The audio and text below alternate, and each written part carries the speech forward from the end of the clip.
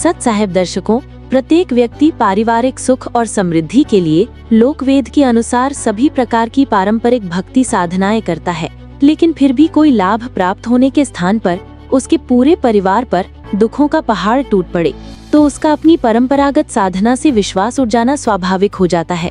दर्शकों, कुछ ऐसी ही कहानी थी बनासकांठा जिले के पथवाड़ा गांव के निवासी रमेश चौधरी जी की। रमेश चौधरी जी लोकवेद के अनुसार सभी प्रकार के सुख और शांति के लिए रोज मंदिर जाकर पूजा किया करते थे। कृष्ण जी की मूर्ति के सामने घंटों ध्यान मग्न भी रहा करते थे। उन्होंने एक गुरु भी बना रखे थे। इतनी परंपरागत साधनाएं करने के बावजूद वे और उसका पूरा परिवार विभिन्न बीमारियों से ग्रसित हो गया। झूठे केस में परिवार आर्थिक रूप से बर्बाद हो गया। उनके भाई को लाइलाज बीमारियों ने घेर लिया। भाभी जी भी बीमार रहने लगी। इन सब से मुक्ति के लिए उन्होंने तांत्रिकों पर लाखों रुपए खर्च किए, लेकिन अफसोस चारों तरफ से उन्हें निराशा ही हाथ लगी।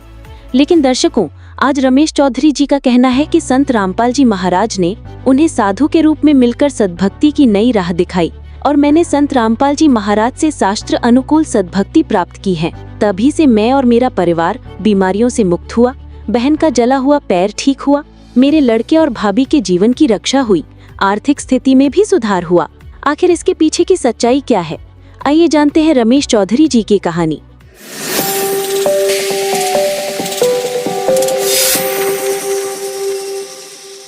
नमस्कार सर। सत साहिब जी। सर, क्या नाम है आपका और आप कहाँ से आए हैं? मेरा नाम रमेश चौधरी है।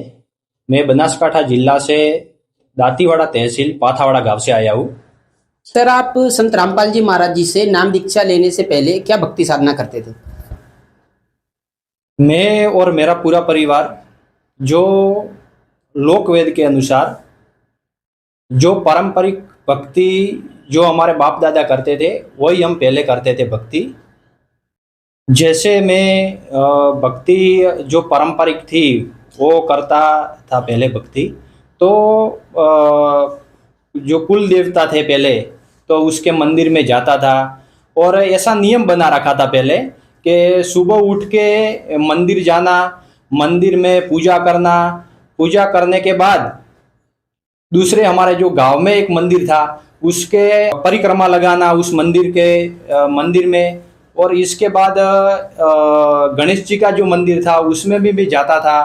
इसके बाद में दुकान पे आता था।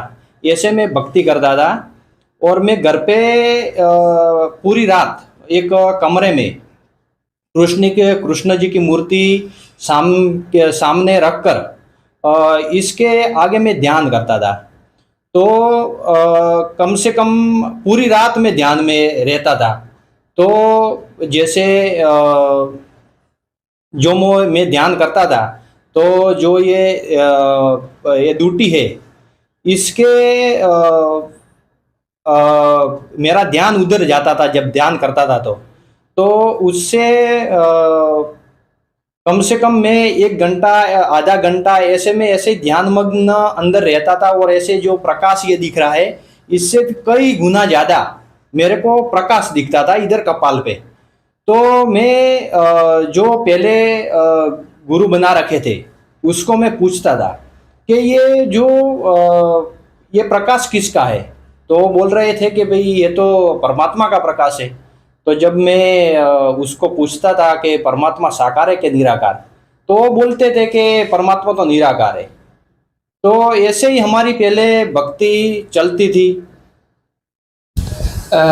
जैसा कि सर आपने बताया कि आप हिंदू धर्म में प्रचलित सभी भक्ति साधनाएं करते थे और इस साधना को करते करते आपको परमात्मा का प्रकाश भी नजर आता था। तो ये भक्ति के चलते क्या आपको कोई लाभ भी प्राप्त हुआ? लाभ तो इससे कुछ नहीं हुआ और इससे जो पहले भक्ति करता था इससे हानियाँ बहुत हुई। और इतनी हानि हुई कि हमारे घर परिवार में पूरा इतना दुख था कि मेरे भाई बीमार, मैं भी बीमार, मेरा पूरा परिवार बीमार था। जब सब बीमारी ये इतनी ज़्यादा बढ़ गई थी कि मैं एक ही जो कृष्ण जी की मूर्ति रखी थी इसके आगे बैठकर जब ध्यान करता था तो उसको कृष्ण जी को बोलता था कि मेरे को सच्चा रास्ता दिखाओ, मेरे को सच्चा मार्ग बताओ। बस यही मैं पूछता था। पर जो मैं पहले जो भक्ति करता था इससे कुछ लाभ नहीं हुआ। और इतनी हानि हुई कि हमारे घर परिवार में एक 2010 आसपास एक झगड़ा हुआ। तो इसमें जो हमारे पापा के ऊपर 10 लाख का ऐसा झूठा आरोप लगाया कि वो खा गया।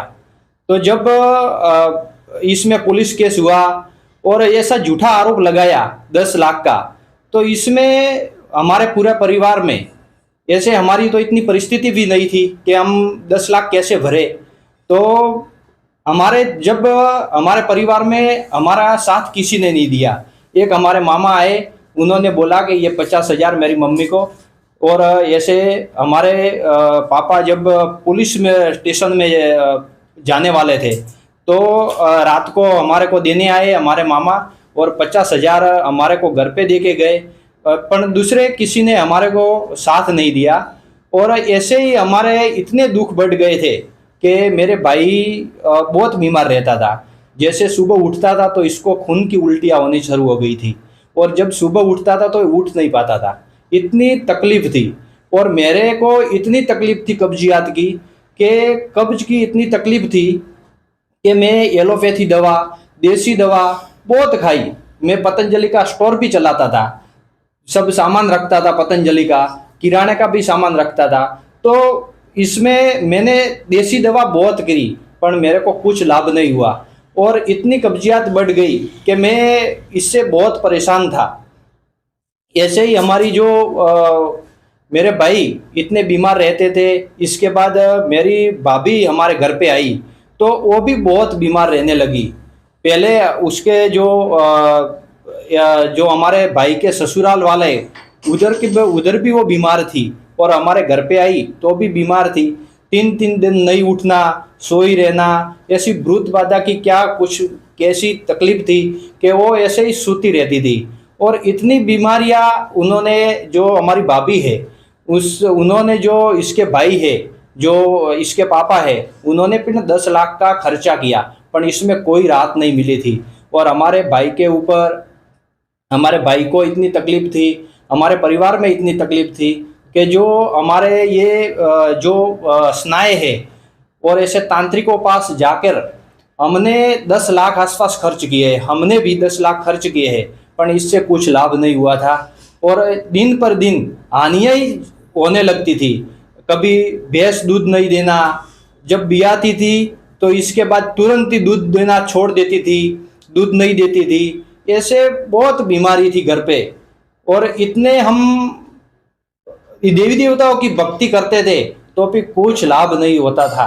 और ऐसे ही हम बाद में ये स्नायुओं के और तांत्रिकों के पास जाकर, हॉस्पिटलों पे डॉक्टरों के पास जाकर सब थक गए थे। हमारा पूरा परिवार थक गया था। हम बाद में भगवान भरोसे छोड़ दिया था, कि जो भगवान के ऊपर ही छोड़ दिया था कि भाई हमारा दुखी कोई किधर भी नहीं मिटता, तो हम क्या करें। सर, इतनी सारी भक्ति साधना करने के बाद भी आपके दुख दूर नहीं हो रहे थे। इसी बीच सर आपको संत रामपाल जी की, महाराज जी की शरण किस प्रकार से मिली?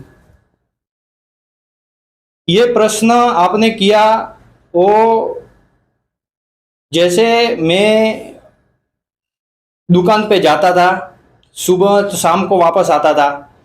तो एक बार सुबह जब हमारे घर पे एक साधु आए, कोई किसी की गाड़ी थी, तो उसमें गाड़ी में वो साधु आए, भगवा वस्त्र वाले थे।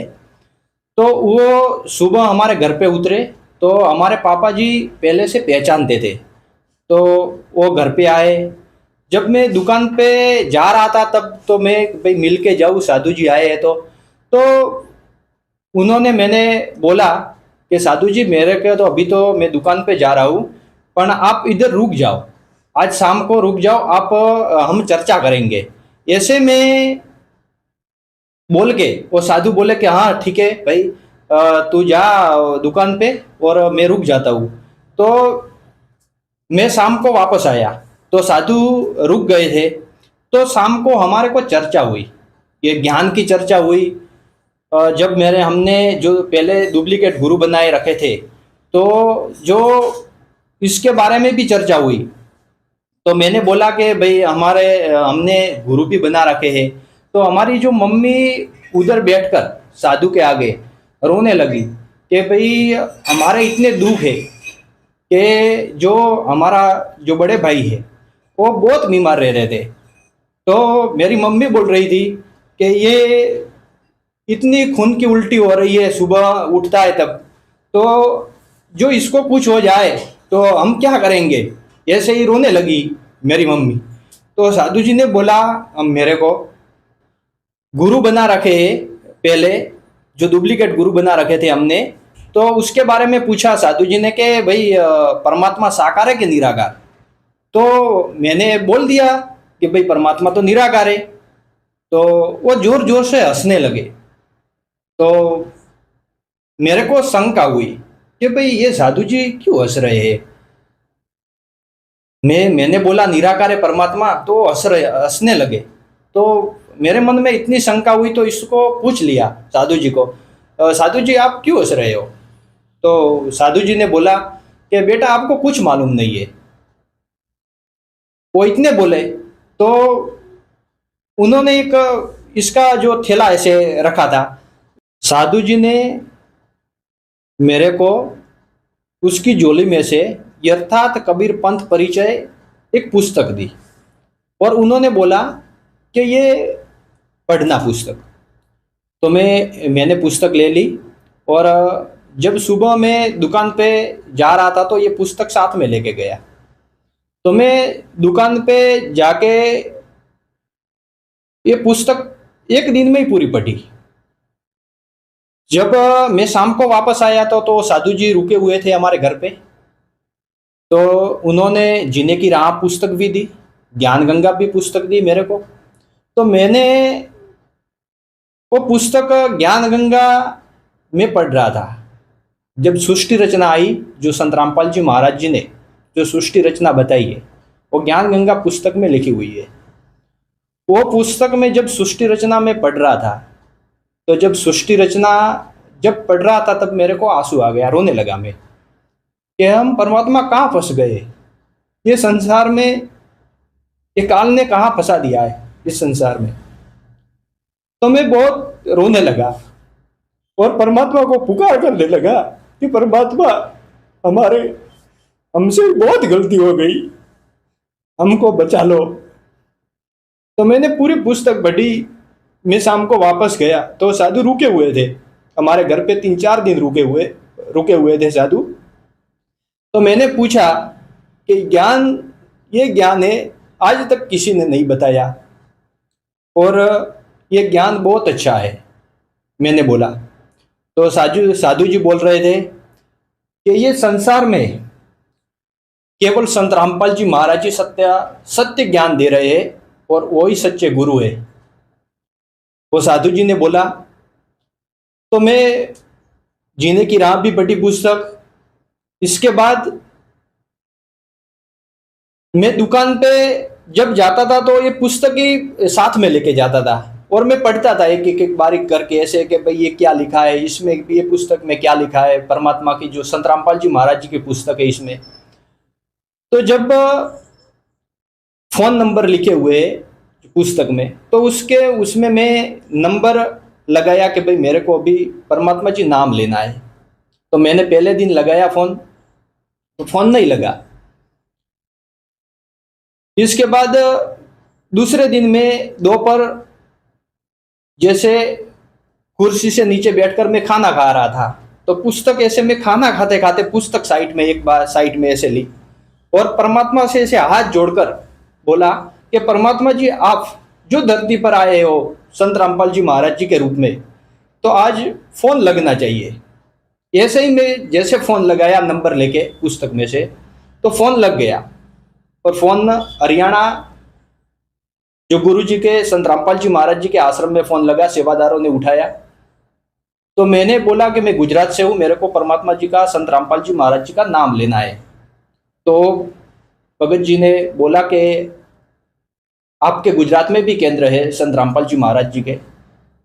तो मैंने बोला कहाँ है, तो अहमदाबाद का एड्रेस दिया, क्योंकि मेरे को नजीक अहमदाबाद पड़ता था। ईडर का भी, बनासकांठा साबरकांठा का भी एड्रेस मेरे को दिया था, पर मैं कि अहमदाबाद ही जाऊंगा। तो मैं सेवादार का उधर का जो अहमदाबाद के नारोल नामदान केंद्र का मेरे को नंबर दिया। तो वो नंबर लेके मैंने फ़ोन किया, तो फ़ोन उठाया सेवादार ने। तो मैंने बोला कि संत रामपाल जी महाराज जी का नाम लेना है मेरे को। तो बोले कि आ जाओ आप, नारोल एड्रेस बता दिया। तो मैं अगले दिन ही रविवार आता था, तो मैं दुकान बंद करके सुबह ही बस में बैठ गया। और मेरे को तो परमात्मा जी का ऐसा इतनी कसक हो गई परमात्मा जी का नाम लेने के, कि भाई मैं पहले भक्ति जो करता था, इससे ये भक्ति जो अच्छी होगी तो मैं भक्ति करूंगा, इस उद्देश्य से मैं निकल गया नाम लेने। और मैंने 8/7/2018 में संत रामपाल जी महाराज जी का नाम लिया। सर, वर्तमान समय में हर व्यक्ति किसी न किसी कारण से, किसी न किसी बीमारी से परेशान है, चाहे वो शारीरिक हो, आर्थिक हो। सर, आपके ऊपर भी बीमारियों की वजह से और भी कई अन्य कारण दुखों का पहाड़ टूट रहा था। संत रामपाल जी महाराज जी की शरण में जाने के बाद भी क्या आपको कोई लाभ प्राप्त हुआ? बहुत लाभ हुए। संत रामपाल जी महाराज जी की शरण में आने के बाद इतने लाभ हुए कि मैं कितने बोलूं। इतने लाभ हुए परमात्मा जी का, बहुत लाभ हुए परमात्मा जी का। मैं जब नाम लेके आ रहा था तो मेरे को कम से कम रात को 11 बज गए थे, क्योंकि मेरे गांव से अहमदाबाद 200 किलोमीटर आसपास है रास्ता। तो मैं उधर से शाम को निकला था। तो मैं पालनपुर बस से आया, अहमदाबाद से पालनपुर तक। तो कम से कम 11 बजे बज गए थे। तो मैं जब घर पे मैं 12 बजे आसपास में पहुंचा, तो खाना खाया। तो जब मेरे पहले जो बीमारी थी, जो कब्ज की बहुत खतरनाक बीमारी थी, तो मैं जब भी किधर भी पहले जाता था तो चूर्ण भी साथ में लेके जाता था। इतनी कब्जियत थी कि भाई मैं खाना खाने के बाद खाऊं, इतनी कब्जियत थी। इतना मैं कब से कष्ट में था, कब से। तो मैं शाम को, रात को 11-12 बजे मैं पहुंचा। तो मैंने खाना खाया। खाना खाने के बाद आधा घंटे के बाद मैंने चूर्ण भी लिया, क्योंकि मेरे को इतना ज्ञान नहीं था कि परमात्मा जी क्या क्या लाभ देते हैं। मेरे को इतना लाभ नहीं, मेरे को मालूम नहीं था इतना। तो मैंने चूर्ण खाया। तो शाम को सुबह उठा, तो मैं जब संडास में गया तो दस्त बहुत हुए। तो मैंने ऐसे मन में ही सोच लिया कि भाई मैं ट्रैवलिंग की है, कुछ ऐसे हुआ होगा, कुछ कोई प्रॉब्लम वगैरह पेट में कोई ऐसी तो हुई होगी दस्त। तो जब मैं बाथरूम से वापस, संडास से वापस आया, तो मेरा भाई उठा और मेरे जो मैं जिस कमरे में सोता था उस कमरे में वो आया। और मेरा भाई बोला कि आज रमेश मेरे को अच्छा है आज। और वो बोला कि आज कोई हमारे अपने घर पे ऐसा कोई सफेद प्रकाश आया है, ऐसा मैंने रात को देखा है। तो अब पता चला कि परमात्मा की शक्ति क्या चीज है, कैसी भक्ति है। जब संत रामपाल जी महाराज जी का नाम लिया तब मालूम पड़ा। जब इतना ध्यान नहीं में हमने दिया कि भाई कुछ होगा। तो दूसरा दिन हुआ, तो दूसरा दिन भी मैंने चूर्ण लिया, तो बहुत दस्त लग गए। तब मैंने चूर्ण ही छोड़ दिया खाने का कि भाई कुछ क्या है ऐसी तकलीफ। तो उस जब नाम लिया और आज तक, नाम लिए से आज तक परमात्मा जी ने पूरा शरीर मेरे को नया बना दिया। आज कुछ कब्जियत नहीं है, मेरे को कब्ज की कोई बीमारी नहीं है। और संत रामपाल जी महाराज जी ने मेरा पूरा शरीर ही नया बना दिया। और मेरे भाई के ऊपर इतने जो दुख थे, और हमारे घर में भी दुख थे। तो जब मैं नाम लेके आया, इसके बाद सब पूरा परिवार ने गुरु जी का नाम लिया। और हमारे घर में इतने लाभ हुए कि आज कोई बीमारी नहीं है। मेरा भाई भी स्वस्थ हो गया, मेरी भाभी भी स्वस्थ हो गई, और जो हमारे भैंस में तकलीफ थी वो भी अभी कोई तकलीफ नहीं है। और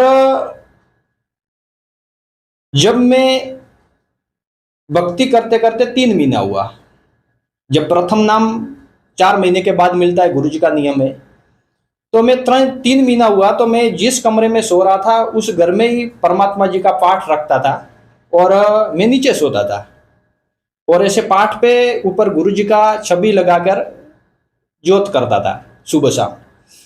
तो मेरे को 3 महीना आसपास हुआ होगा नाम लिया ने। तो सुबह मेरे को एक दिन 4 बजे संत रामपाल जी महाराज जी ऐसे सभी प्रकाश में आए, और ऊपर जो कबीर परमेश्वर जी है उसका चेहरा, और नीचे संत रामपाल जी महाराज जी का चेहरा। तो मेरे को दर्शन दिए, ऐसे खड़े हो गए, और मैं से नीचे सूता था, तो मैं नीचे सोते सोते ऐसे देखा, मैं जागृत अवस्था में था, सुबह 4 बजे। तो संत रामपाल जी महाराज जी भगवान जी है ये, तो उन्होंने मेरे को बोला कि बेटा चिंता मत कर, मैं तेरे साथ हूं। और मेरे को पूर्व जन्म की जो, अगले जन्म की जो मेरा जन्म किस में था, मैं किस योनि में था, वो उन्होंने मेरे को बताया, पूरा डिटेल में बताया, और नाम लेके बताया मेरे को संत रामपाल जी महाराज जी भगवान जी ने, और नाम लेके मेरे को बताया और बोला कि बेटा चिंता मत कर, मैं तेरे साथ हूं। और मैं जब उठा तो परमात्मा जी के आगे जो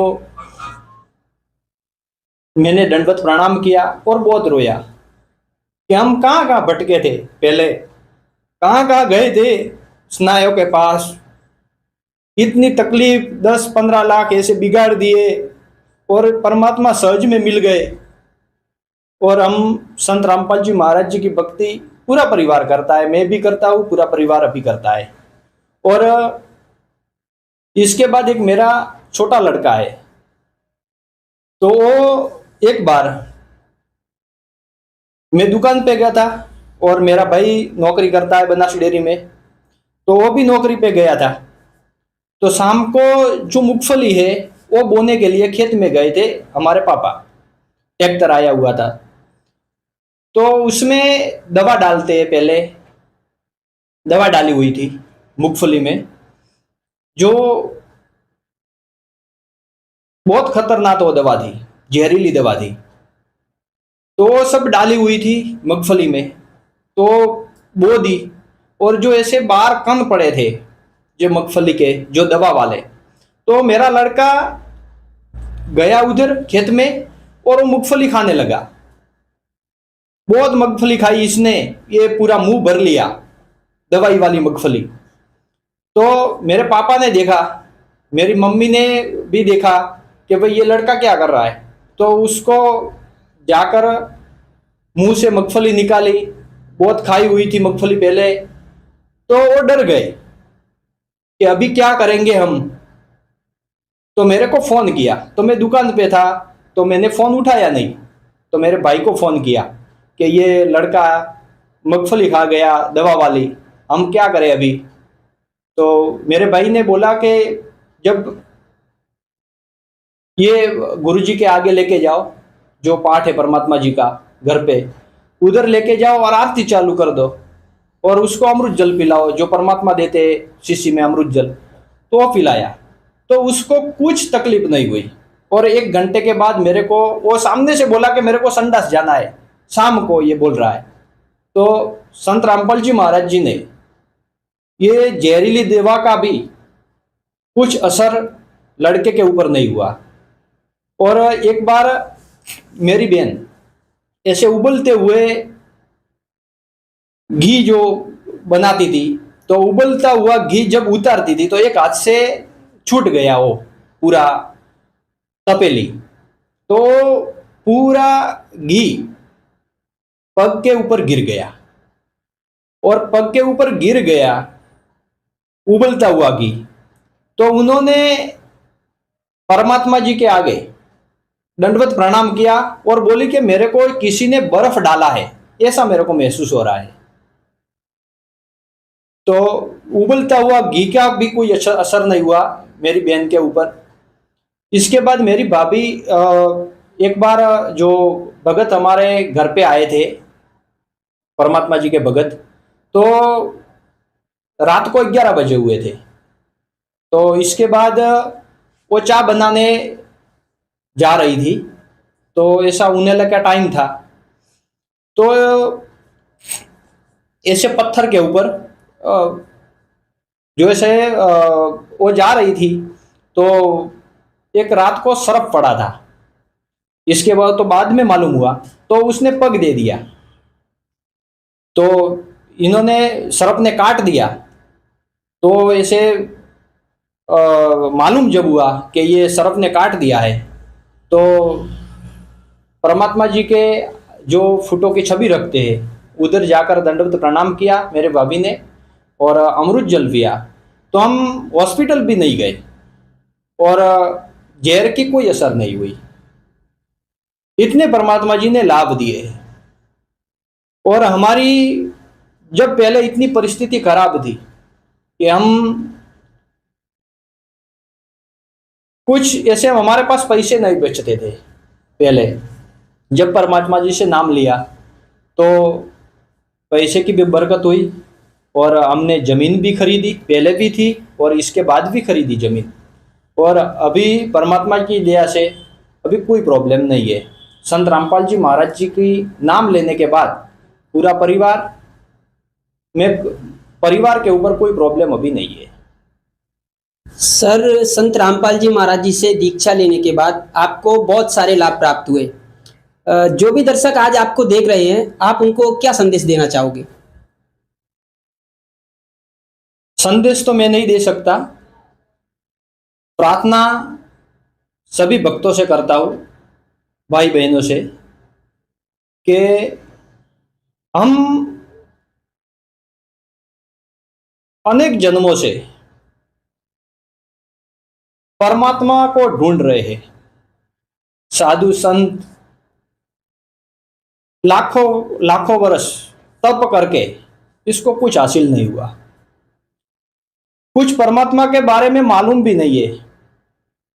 ऐसे सहज में परमात्मा आज वर्तमान में संत रामपाल जी महाराज जी जो वो परमात्मा है कि सब दुख दूर कर सकते हैं। और संत रामपाल जी महाराज जी के रूप में परमात्मा आज धरती पर आए हैं। और संत रामपाल जी महाराज जी से नाम लेकर सद्भक्ति करें। और हमारे जो शास्त्र बता रहे हैं, शास्त्रों के अनुसार ही संत रामपाल जी महाराज जी भक्ति बता रहे हैं। तो सभी भक्तों से प्रार्थना है कि संत रामपाल जी महाराज जी का नाम लेकर अपना जीवन का कल्याण करवाए। सर, वर्तमान समय में हर व्यक्ति किसी न किसी कारण से परेशान है। आपकी तरह वो भी सुखी होना चाहते हैं, आपकी तरह भक्ति करके वो भी लाभ प्राप्त करना चाहते हैं। सर, संत रामपाल जी महाराज जी से दीक्षा किस प्रकार से प्राप्त की जा सकती है? आज वर्तमान में संत रामपाल जी महाराज जी का सोशल मीडिया के ऊपर जो प्लेटफॉर्म बने हुए हैं, जैसे ट्विटर है, फेसबुक है, इंस्टाग्राम है, यूट्यूब है, इसके ऊपर संत रामपाल जी महाराज जी का सत्संग आता है। संत रामपाल जी महाराज जी का जब सत्संग आता है तो इसके नीचे एक पीली पट्टी चलती है, इसके ऊपर कांटेक्ट नंबर दिए जाते हैं। उस नंबर पे आप कांटेक्ट करो और आश्रम में आप फोन करोगे तो आश्रम में फोन लगेगा संत रामपाल जी महाराज जी के, और उसमें आप जो नजदीकी आपने जो फोन किया है उसके आसपास जो संत रामपाल जी महाराज जी का नजदीक का केंद्र है उसको नंबर आपको देंगे, और उस पर जाकर आप संत रामपाल जी महाराज जी का नाम ले सकते हैं। आपका कीमती समय देने के लिए धन्यवाद। सत साहिब जी।